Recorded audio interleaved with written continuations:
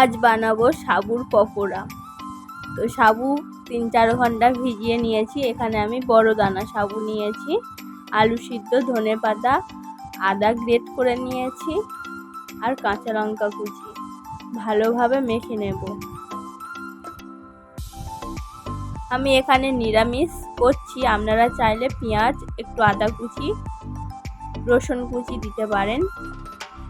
লঙ্কার গুঁড়ো, হলুদ গুঁড়ো, জিরে গুঁড়ো, গরম মশলা গুঁড়ো, স্বাদ মতো লবণ আর বেসন দিয়ে ভালোভাবে মেখে নেব।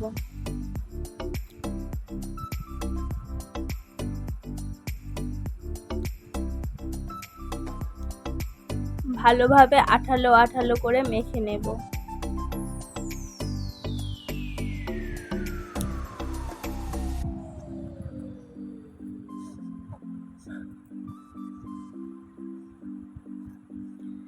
ভালোভাবে আঠালো মাখা হয়ে গেছে। কড়াইতে তেল দিয়ে গরম করতে দেব।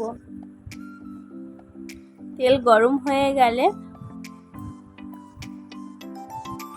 গোল গোল করে ভেজে নেব। দিয়ে উল্টে পাল্টে লালচে লালচে করে ভেজে নেব। অনেক রকম তো পকোড়া খেয়েছেন, একবার এই রকম সাবুর পকোড়া খেয়ে দেখতে পারেন, দারুণ খেতে লাগে।